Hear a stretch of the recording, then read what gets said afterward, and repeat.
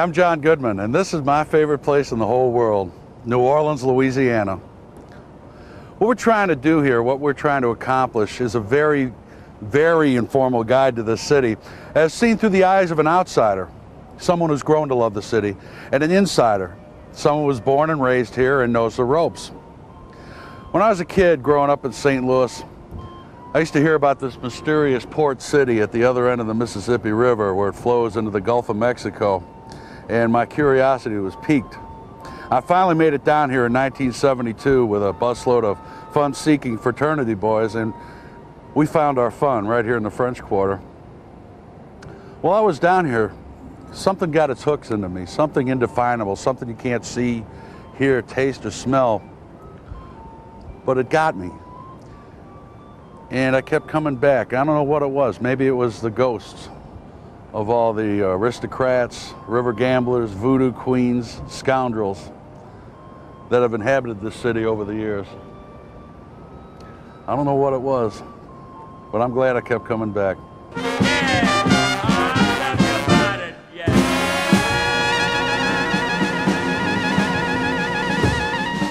I want people to understand how great it is. And I think, although everyone knows they've heard of New Orleans, like I had, I don't think people in general quite understand how really great it is. Just be prepared and be open to whatever might come your way, because if you let yourself open, experiences will afford themselves to you, and you should be willing to step beyond what you think is appropriate for tourist behavior. Whatever it was about the city that got its hooks into me, I kept coming back and back and back again. I made countless friends, fell in love, got married here, and I realized that it's important in a city like New Orleans with its rich history to have a friend here. And here's my special friend, Chappy Hardy. And he is the insider's insider, the tip man. Thank you, me. Chappy. Fresh out the pot. Where'd you get that from? Cafe Du Monde, the world's most famous coffee shop. 24 hours a day? Yeah, 365 days a year. Believe me, they've seen it all at the Cafe Du Monde. Cafe Olay.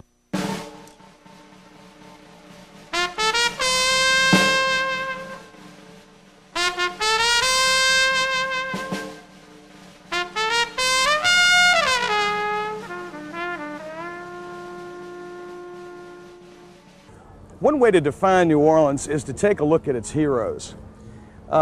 Right behind us is Jackson Square, and right in the center of it is the statue of Andrew Jackson.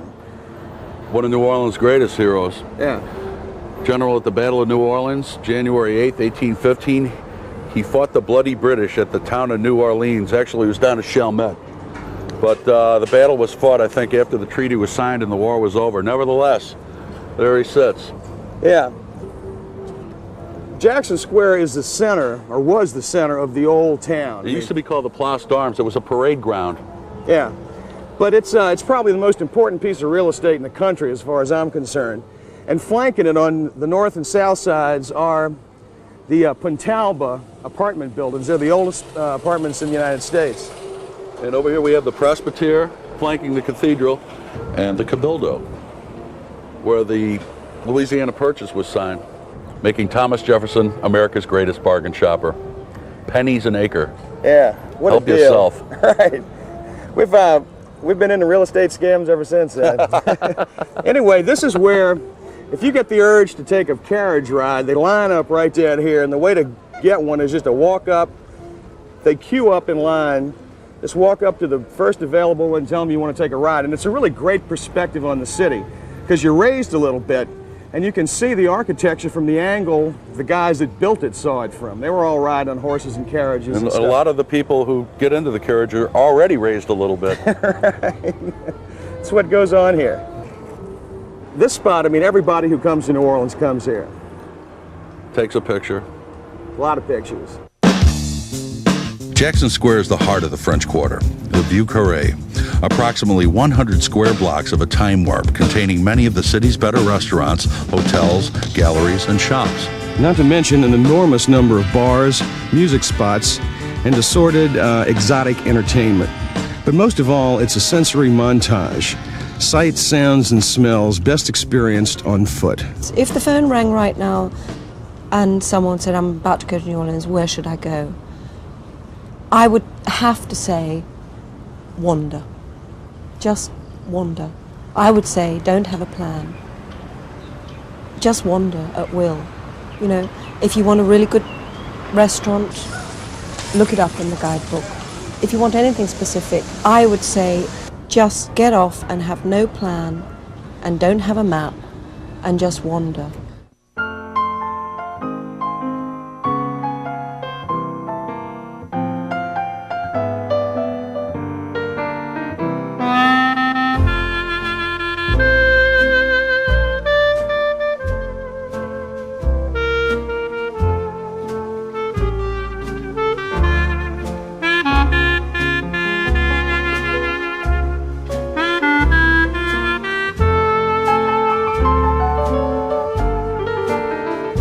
We're on the legendary Bourbon Street.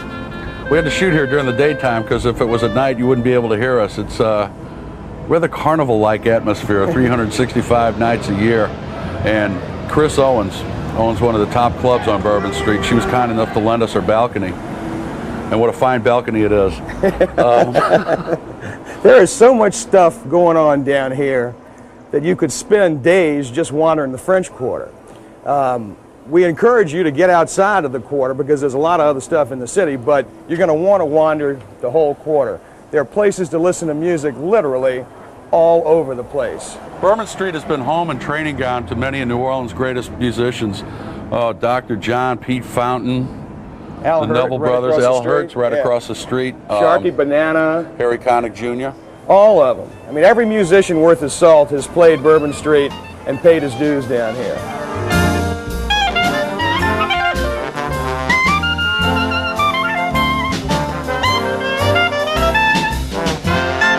I played the grammar school in McDonough 28, then the high school in Warren Easton, then the conservatory of Bourbon Street. I spent most of my time there, you know, for many, many years. Learned my trade. Yeah, learned my trade there. So, you know, that's it. But I've played in different marching bands as a kid. The Broad Street Social Life and Social Club. Yeah. You got a marching band right now, don't you? Yeah, well, the Walking Club. It's called the Pete Fountain's Half-Fast Walking Club. But that stems about when you were a kid to watch all the walking clubs going by, and you wanted to get into something like that. Yeah. Well, Pete, you are probably the most well-known New Orleanian in the world. Oh, no, I wouldn't say that. Well, I'd say you're among almost. Yeah. Close, but you're in the top three. Yeah, there's a lot of talent coming out of this town now. Wow. One thing I've been recording since, oh my God, since I'm 16, 17 years old. I have almost 90 albums out. Jeez. And when you put that many out through the years, you know, a lot of people will know you. And the time I spent with Lawrence Welk, those 2 years, that helped get my name around. And being from New Orleans, that really opened a lot of gates for me, a lot of doors. And it's still doing it. When you say you're from New Orleans, it's, you know, you're welcome. It's just like a welcome thing.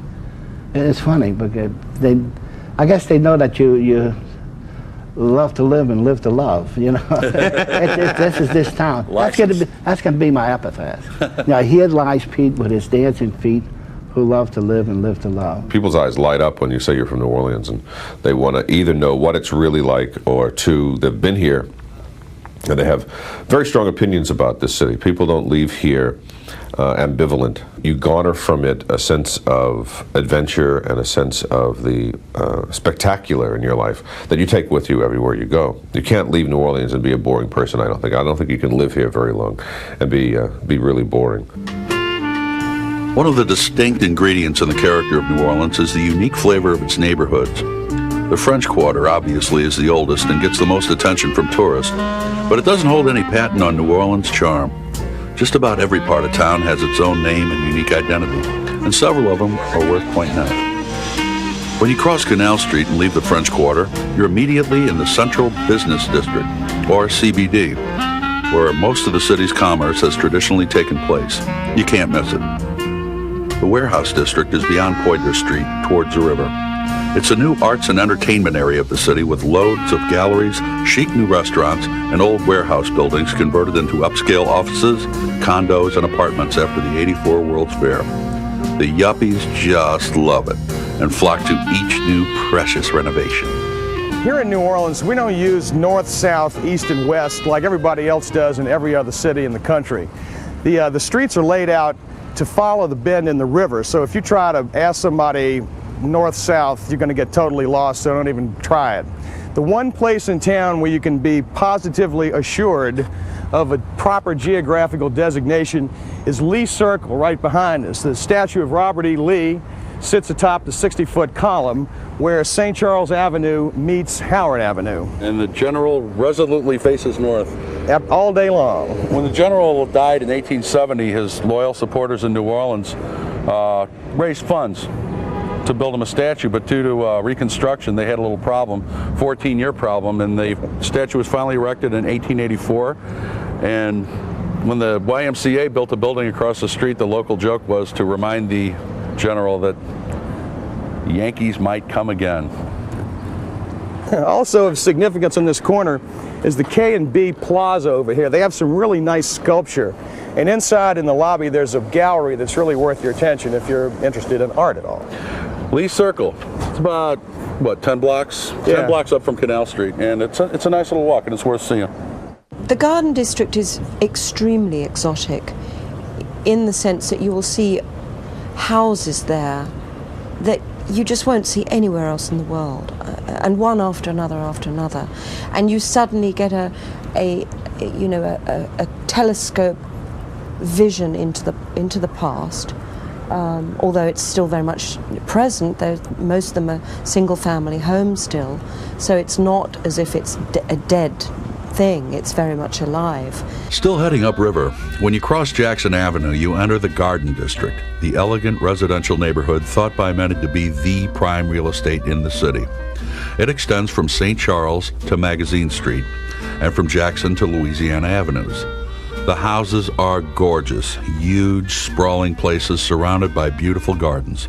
Many of these homes were built by wealthy planters from upriver and other businessmen who needed a home here when they came to town. If you're interested in architecture at all, you'll definitely want to spend some time here walking around in amazement. This entire section of town is a real treasure. Britannia Street is the main thoroughfare through this district, but all the side streets are worth a look-see. You'll love this. Beyond Magazine, going towards the river, you enter the Irish Channel, or the Lower Garden District as preservationists, renovators, and real estate agents are fond of calling it. This is where the immigrant labor force moved, the folks who came to New Orleans to help build the city and its canals and bridges. It's been the target of selective gentrification for the last 30 years or so. Many a young New Orleans couple bought and renovated their first house here. Once you've crossed Louisiana Avenue, you're heading into Uptown, the residential heart of the city for many locals. Both Loyola and Tulane universities are here, right next to each other on St. Charles Avenue, across from the main entrance to Audubon Park. It was named for naturalist painter John James Audubon, who received much of his inspiration for his Birds of America series there. I'd certainly take a streetcar ride and get off at Loyola and walk across the street to Exposition Boulevard and just walk through the park all the way from St. Charles to Magazine. I lived there for quite a while, right on the park, and it's a spectacular part of town that a lot of people don't get to see.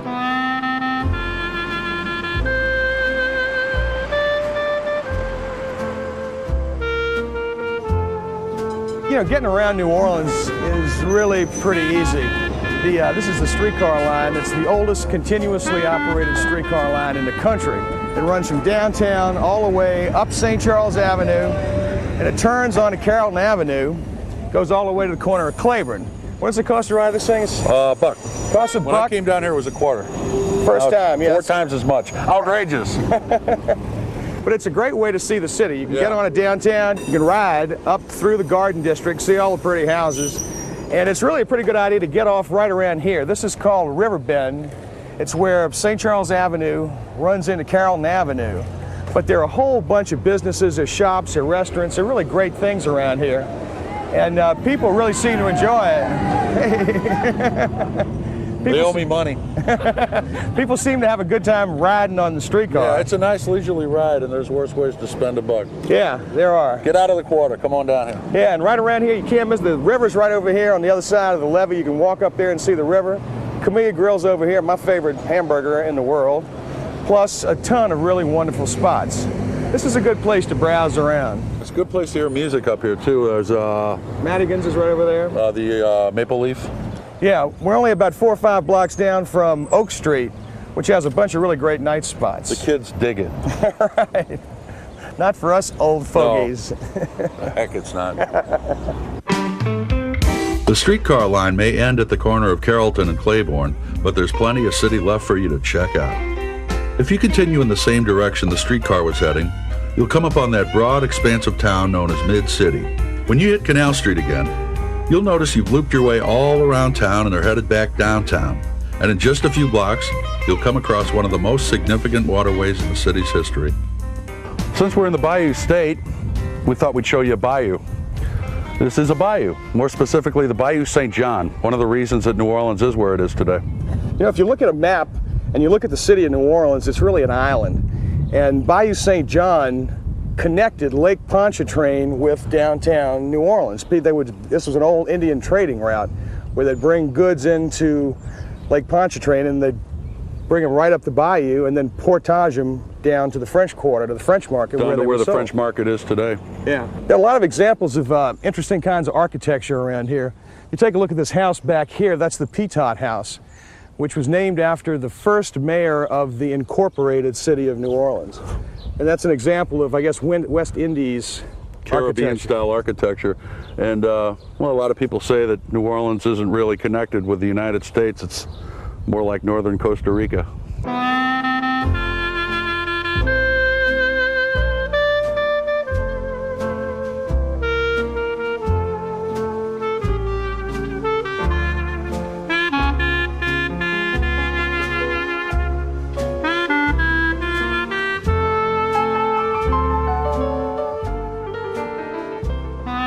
You know, it never ceases to amaze me.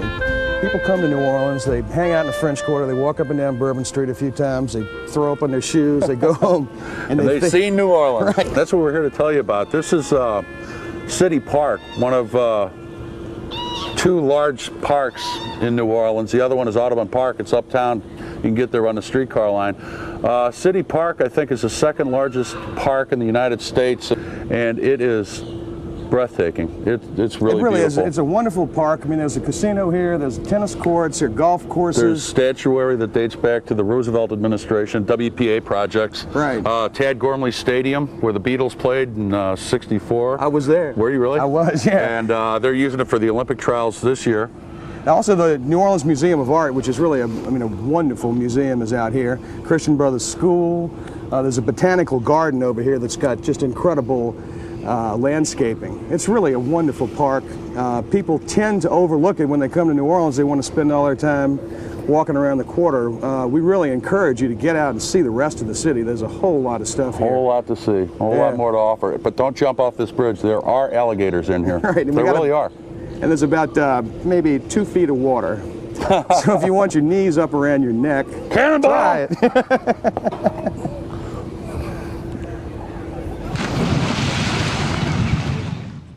If only to underscore that New Orleans is essentially an island surrounded by water. We're sitting at the city's northern boundary, Lake Pontchartrain, named for the Comte de Pontchartrain, who was France's marine minister. This is a huge lake. It extends 25 miles by 40 miles. It's gigantic, 1,000 square miles. And people from New Orleans come out here in the summertime and spend a lot of evenings along the seawall here. It's a really beautiful, cool spot. People fish and crab and things like that. And Chappy, if I'm not mistaken, isn't this particular point a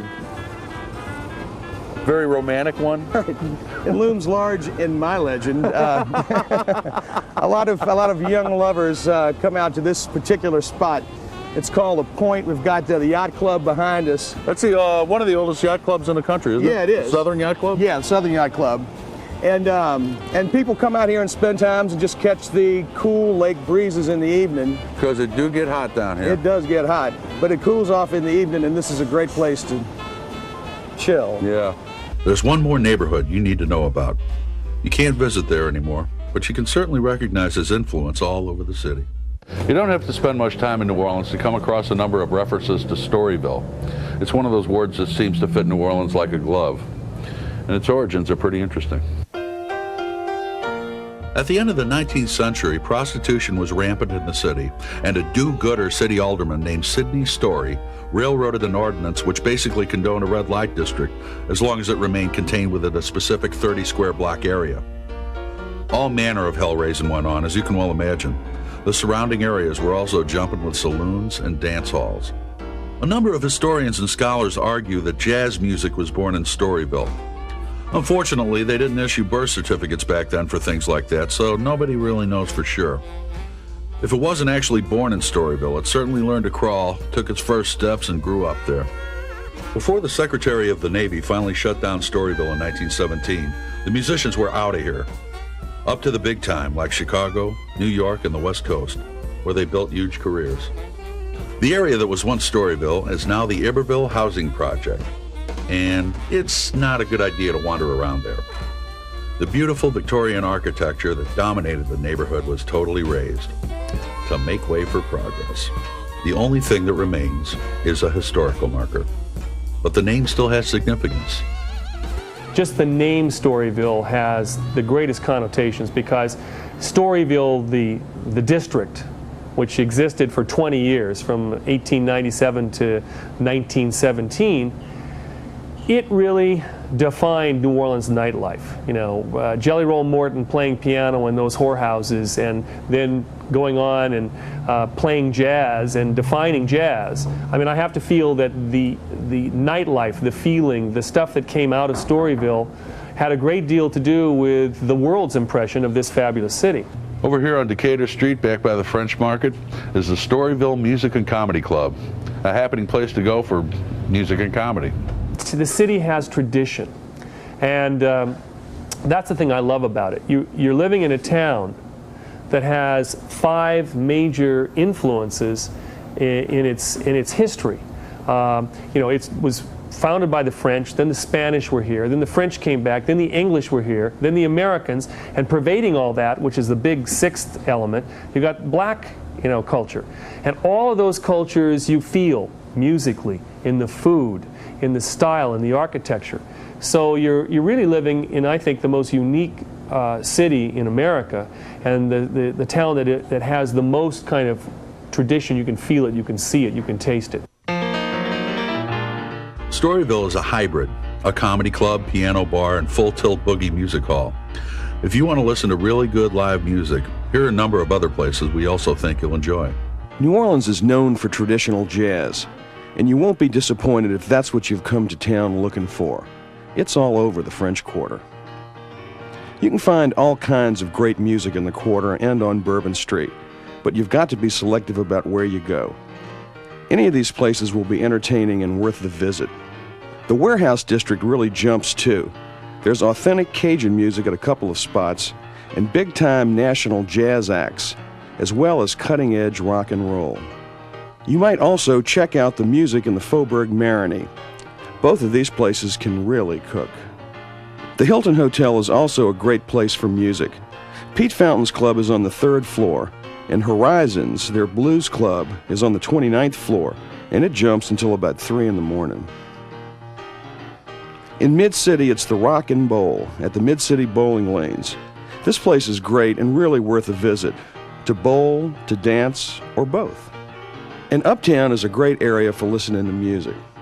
Maybe it's the colleges nearby, but locals flock here to boogie. The Granddaddy Up Mall sits at the corner of Napoleon and Tchoupitoulas. This is the world-famous Tipitina's, for my money, the best music club in the country, where the spirit of legendary piano player Professor Longhair lives on 7 nights a week. You can get your ears real good and dirty right here. The locals call it tips, and while we're here, I thought it'd be a good idea to get a few tips from my buddy Chappy Hardy on getting around in New Orleans. You really don't need a car in New Orleans, and for the most part, they're more trouble than they're worth. Parking is expensive and limited, and meter maids and tow truck operators are relentless. And it's just plain easier to walk or hop a cab wherever you're going. Also, our bus and streetcar lines are pretty efficient in getting people around. If you fly into New Orleans, your best bet is to cab or shuttle in from the airport to your hotel. And when you've seen enough of the French Quarter, then maybe rent a car for a day or two to drive around and really see the city. Or get out into the country for a real taste of South Louisiana. It's great out there.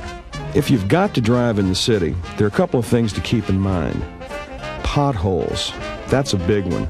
They're all over the place and they've been known to break axles. Keep your eye on the road, and don't be deceived because it looks like a good neighborhood. Potholes are equal opportunity hazards. Also, street signs can be a problem. They're not always where you'd expect them to be, and sometimes they're so faded you can't read them. If you insist on driving in the French Quarter, and remember, we recommend that you don't, remember that you do have the right of way on streets that run between Canal and Esplanade and vice versa. I saw a guy get whacked from the rear a couple of weeks ago because he insisted on stopping and looking both ways before crossing each block when he didn't have to.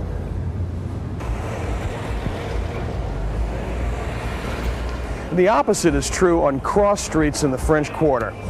There you have a stop sign on every corner. Take my advice, don't even try to drive around here. When you're the first car at a red light and it turns green, give it a couple of seconds and look both ways before you head on. New Orleans drivers are notorious for stretching a yellow light. Okay, thank you very much. And remember, if you ever stop by the police for anything, it's always yes sir, no sir, yes ma'am, and no ma'am. Trust me on this. But most of all, be careful. When you're walking around, make sure you look both ways before you enter the street. This isn't California where all traffic comes to a screeching halt the moment a pedestrian's foot hits the street. And also, exercise the same normal safety precautions you would in any large urban area. We want you to have a good time.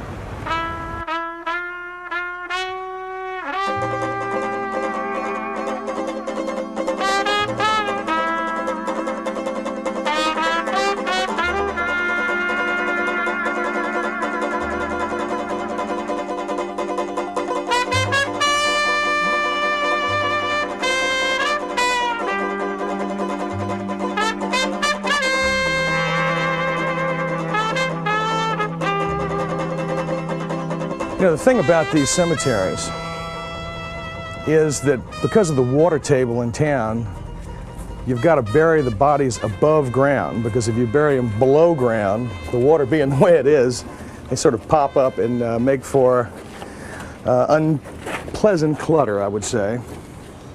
Around over here, if we follow the arrows, Is the tomb of Marie Laveau, there she is. legendary voodoo queen of New Orleans. Yeah. So Marie lived over 120 years, but I think the thing was that it was her and her daughter who looked exactly like her, Yeah. who perpetuated the There's a lot of legend queendom that surrounds Marie Laveau, and nobody's absolutely positive that this is where she's buried. But judging by the X's on the tomb, somebody knows something that I know, so I would bet this is it. Still has followers and loyalists who come and leave gifts, offerings, and Incense. burn incense here. Yeah, and this one's got a plaque. It says, "This Greek revival tomb is reputed burial place of this notorious voodoo queen, a mystic cult, voodooism of African origin. It was brought to the city from Santo Domingo and flourished in the 19th century." I tell you what, I mean, people still into it in the 20th century. Marie Laveau was the most widely known of many practitioners of the cult. This is the oldest extant cemetery in the city of New Orleans. It was established in 1789. Yeah, at that time it was outside of the city limits. Yeah. I mean, this was considered the suburbs, and we're literally like an 8-iron from the French Quarter. I think it was twice as big at one time. Yeah, Don't come here by yourself, and don't come here at night. yeah. If you're going to come into this cemetery, it's much better to come with a group. I mean, there are a lot of other cemeteries in town that are safer by yourself, but things can happen. Now there lived a country lady not long ago in New Orleans, Louisiana, named Marie Laveau. Believe it or not, strange as it seems, She made a fortune selling voodoo and interpreting Now over here to our left is Lafitte's blacksmith shop. John Lafitte operated this as a blacksmith shop over 220 years ago. It is no longer a blacksmith shop. It is now known as the world's oldest bar. Well, Willie, you better pull over here and let us out. Let's try it out. Yeah. Get the world's oldest drink. Well, thanks a lot. See you next time. Okay. Oh, Marie Laveau. Oh, Marie Laveau. Oh, Marie Laveau. Oh, Marie Laveau. Marie Laveau, the voodoo queen, way down yonder in New Orleans. Now, Marie Whoa. Laveau. Boy, it is dark in there. Dark in there, bright out here. I'll say. These are go cups.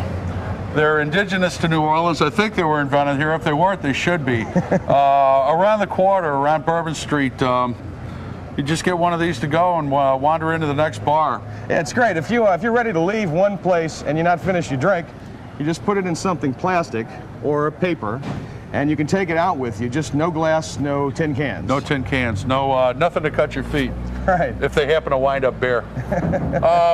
What we've just been in, of course, was Lafitte's blacksmith shop. This is the second oldest standing building in the Mississippi Delta. The first deed on this place was written in 1772, and the place had probably been here for a while before that. Yeah. This was established by Jean and Philippe. No, John and Pierre. John and Pierre Lafitte. It was kind of a fence shop. Yeah, this is where, in the old days, the pirates fenced their ill-gotten gains. This place has been a hotbed of intrigue over the years for quite a while, and it still is. It's still a great bar. Yeah. Salute. People who are usually teetotalers at home, when they come to New Orleans, have a more relaxed view of imbibing. And this This is one of the more popular imbibing spots for the local crew and among tourists as well. This is the famous F&M Patio Bar. But drinking in New Orleans is something people have been doing for quite a while. The cocktail was invented here. The Sazerac. Yeah, the hurricane. Lots of things. Yeah. And here's a few places to imbibe. It comes as no great surprise that many of New Orleans' best watering holes can be found in the French Quarter. Bars are everywhere, and you can find a place to have a drink at any hour of the day or night, if you ask around. New Orleans has a surprising number of really great hotel bars, too. A lot of people remain loyal to a particular place to stay just because of the friends they made at the hotel bar. Uptown has a bunch of great places to stop for a cocktail as well. These three are among our favorites. And there are a couple of New Orleans bars that are in a league of their own. The view is great at the top of the Mart. Ernst Cafe is packed after work for happy hour, especially on Tuesdays. And Nick's original Big Train Bar, just off Tulane Avenue, is not to be missed. My favorite place in town is a bit off the beaten track, geographically as well as sociologically, down in the 9th Ward on St. Claude Avenue. If there's another place like this anywhere in the world, somebody please let me know about it.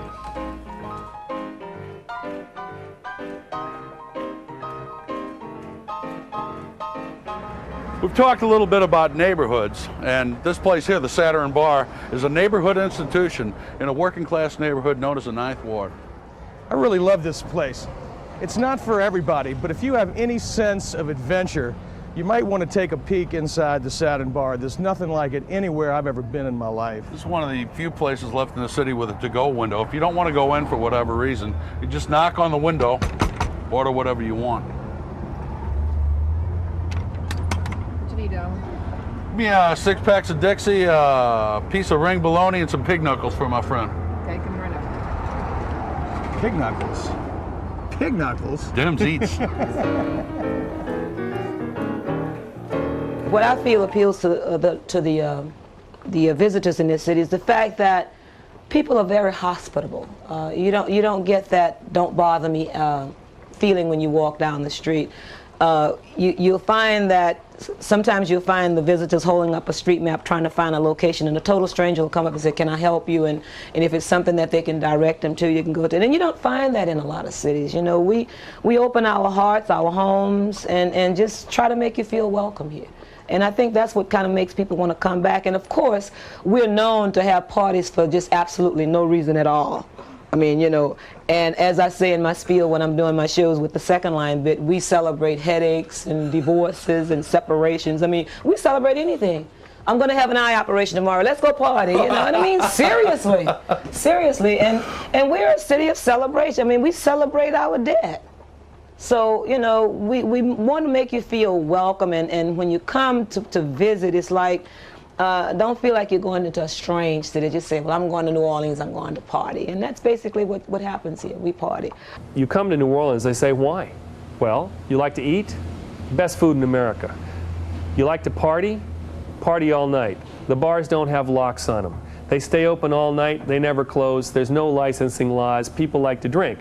Now in this world of everybody is drinking fruit juice and eating vegetables, you know, it's anathema to New Orleans, but everybody likes to let their hair down sometime. You know, however you are at home, you always want to go to a place that you could finally feel like you can kick back and really have a good time. That's New Orleans. That defines New Orleans. Anybody who's thinking about coming to New Orleans, lose about 10 pounds, come on down and enjoy the food and the atmosphere, and don't limit yourself to just being in the French Quarter, because there's areas of this city that has as much history about it as the French Quarter. But also come with an open mind and see our city for what it really is, and don't get so hung up on what you gotta see. Just come and visit. And of course, you must visit our aquarium, and you gotta go to the zoo. I mean, it's not your typical zoo, believe it or not. We have a Cajun section in the zoo, believe it or not. And it would be priceless to see. And other than just going to see the French Quarter, just visit the whole city. Get a cab, get a bus. Get a bus, because it's easy to get around the city on the bus. You'd be surprised. Call RTA and they'll give you a synopsis of how to get around on the bus, and just see our city. And of course, if you can, come visit me. I'll take you around. Even cook you a meal. But come to New Orleans and visit New Orleans with an open mind. You gotta come. You know, a lot of people have the mistaken notion that New Orleans is a destination primarily intended for grown-ups. Sort of like a Disneyland for drunks. Well, nothing could be further from the truth. We're here in part of the Louisiana Swamp exhibit at the Audubon Zoo in uptown New Orleans. It's a truly wonderful place and a great family outing. They have over 400 species of animals here, a total of around 1,800 critters in what they call native habitat settings. It's a really wonderful place. The zoo is operated by the Audubon Institute, which also runs the aquarium by the river downtown. It's both of these places are truly world class, and a couple of more reasons why you should bring the tykes along when you come down to New Orleans. One of the great things about a visit to New Orleans is you never run out of things to do. If you forget about eating and dining and dancing and walking around the city, you still have an endless array of interesting things to see and do. You're only limited by your imagination and by time. When you're planning your trip, try and allow for a few extra days if your schedule permits. That way you'll have enough time to explore the city, eat the requisite number of meals, see the sights, and maybe even get out of town for a drive through Cajun country. There's some plantation homes along the River Road that are really wonderful, and everybody I know that's ever been to the Cajun country has just loved it. Also, everybody I've ever taken out on a fishing trip really enjoys it. They don't call Louisiana the sportsman's paradise for nothing. There's some serious fishing to be done down here. There are also a number of swamp tours you can take. I'm partial to Alligator Annie's down in Houma. She's wonderful. She knows the swamps like the back of her hand. She's got a bunch of alligators throughout the swamps who know her voice and come to visit when her boat approaches. And she's full of really interesting information. Hi! Hi, hi, hi. Up to Daisy. Up. Come on. Up, up, up, up. Up to Daisy. Ah, lazy outfit.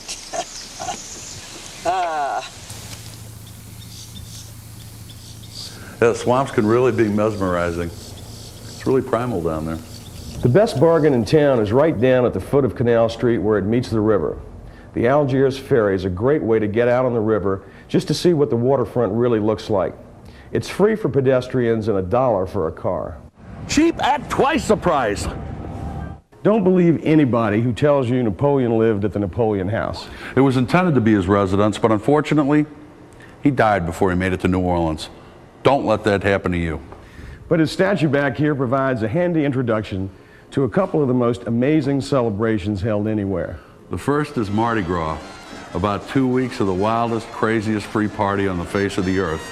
The date fluctuates from year to year, but it's always on a Tuesday in February or March. It's easy enough to find out when it is.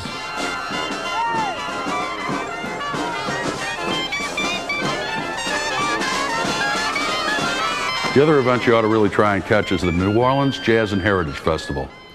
It's held on the last weekend in April and the first weekend of May. Yeah, it is simply the greatest music event held anywhere on the face of the earth. It's not just jazz, it's every kind of music you could possibly hope to listen to, and food and crafts from all over Louisiana. Try and catch it if you can. This book is the companion volume to the video you're watching now, and it's chock full of information about the places we recommend you try. When we got started on this, we assembled a knowledgeable team of researchers who scoured the city in search of the best restaurants, nightclubs, bars, hotels, galleries, and places to shop. And all the pertinent information about the places we decided to recommend is included in the book, along with coupons for savings at about half the places. These coupons range from a complimentary drink or glass of wine to half off at one of the city's finer hotels. It was strictly up to the places to decide what kind of discount to give. This is not an advertising gimmick. No place bought their way in. The information and the recommendations we make are based solely on informed opinion from our research team. We hope you use and enjoy it. If you don't have a book, we've included information on how to get one at the end of the tape. We hope you have a great time down here.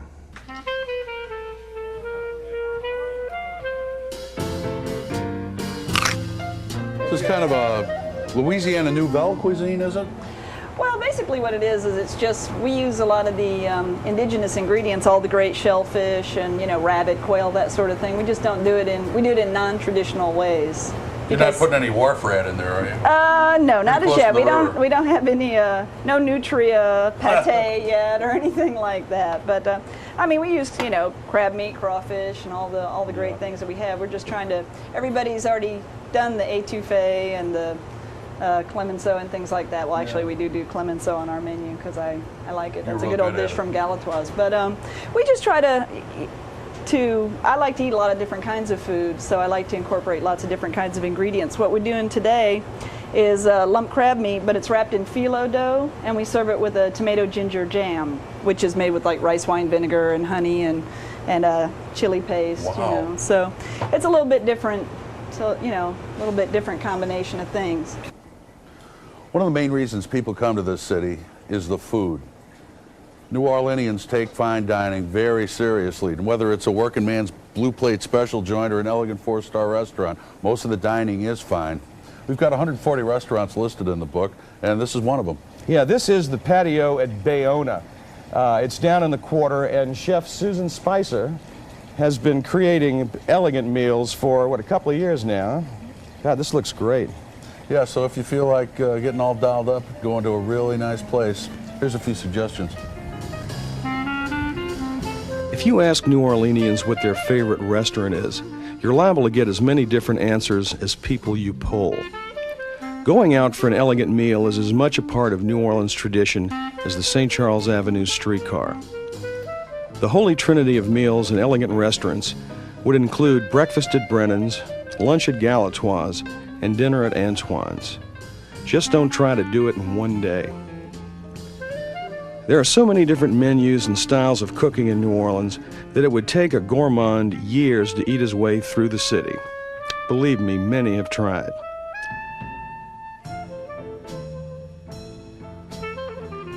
I don't think you'll go wrong trying any of these places.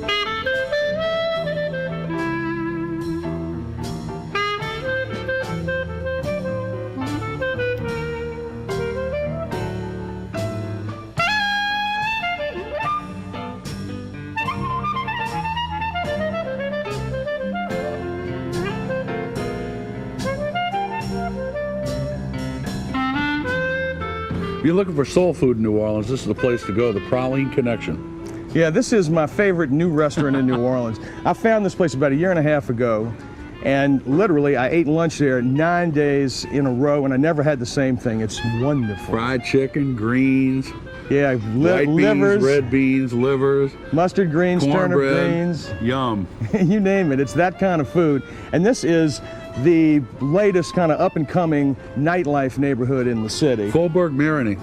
Yeah, it was named after Mirren. Comte de Mirren or yeah, somebody. But or he, the Duke of Earl. But this guy lost his plantation in a dice game. That's why I liked him. Now this is just the other side of Esplanade, which means it's downriver or it's downriver, east or west. Right. No, it's downriver. You cross Esplanade. It's just a couple of blocks on the other side of Esplanade, and it is a really happening neighborhood. Nightclubs, good music, swimming pools, movie stars. Come on over. It's got it. You're gonna like this. The Praline Connection is my personal favorite, but there are literally scores of wonderful restaurants all over the city that you can wander into dressed however you want and find some unbelievable food. Every neighborhood and town has their standout, but I'll bet you'll be happy chowing down at any of these places.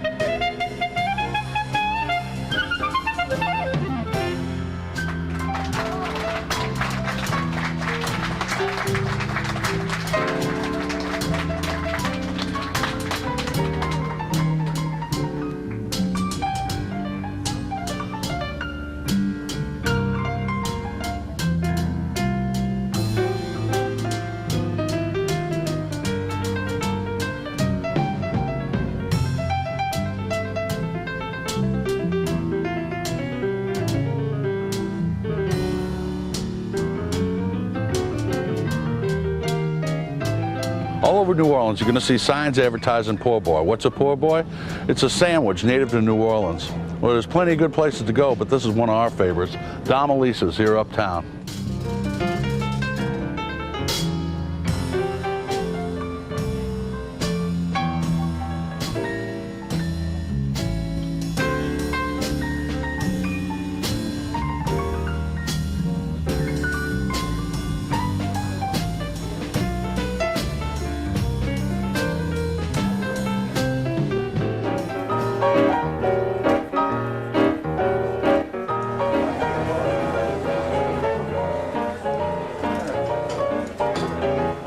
You know, I've brought friends in this place, never been to New Orleans before, they had no idea what an oyster was. Yeah.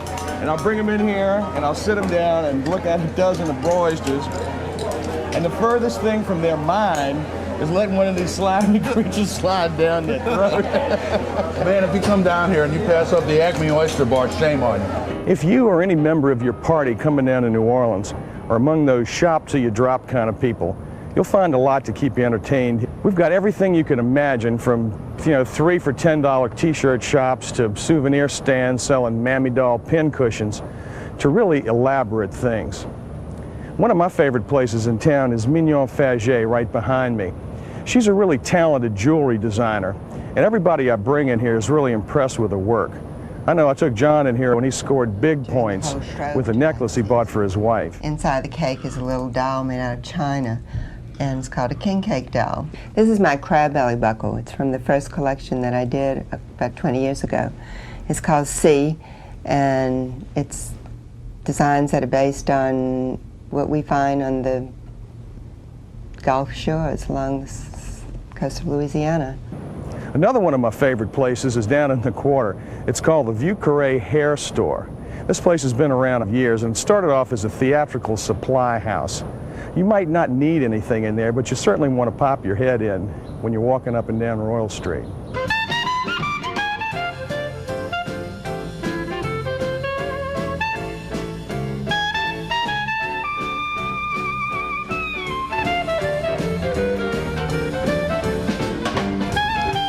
You know, all told, there are nearly 25,000 hotel rooms in the greater New Orleans area. And the one that you wind up staying in will surely impact the kind of time that you have while you're down here. The range is enormous, from the gigantic chains with hundreds, some with over 1,000 rooms, all the way down to the intimate little guest quarters and bed and breakfast for your particular romantic tete-a-tete.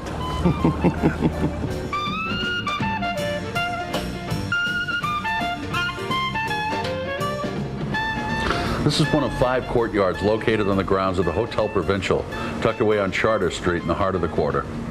The Provincial is my personal favorite in the small hotel category. They've got about 100 rooms decorated in antiques, a terrific restaurant, and a bar that attracts a lot of locals as well as hotel guests. Yeah, it's a real friendly, service-oriented place. Yeah, I've been putting people up here for years, and once they've stayed here, they won't stay anywhere else. Like me.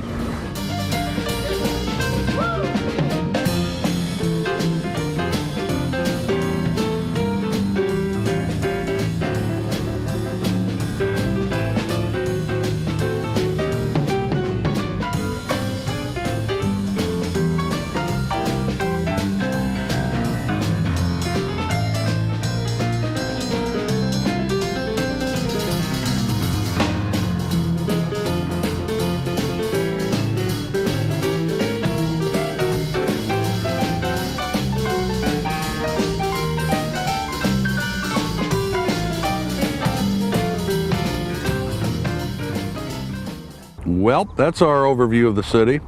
It's certainly not a complete tour, but it'll give you a pretty good idea of what you can expect when you come down. Yeah, and you know, one of the really great things about the city is discovering your own favorite places you just happen onto when you're wandering around. Like I said earlier, this town has a way of getting its hooks into you. God knows I look for any excuse to come down and just relax, have a little fun, poke around. I never get tired of it, and I'm always finding new, interesting places to go and things to do. The people are just great. I've never been to any place in the world where people are more receptive to visitors. They want you to have the best time you've ever had in your life anywhere. Yeah, it's possible too. Yeah. Talk to them. They're usually more than willing to share their love of the city and information about their favorite places it'd take you years of snooping around to find on your own. This place is special, a treasure, and we hope this little tour has helped convince you that you need to come down and experience it on your own. Yeah, let us know what you think. Bye, y'all. Bye, y'all.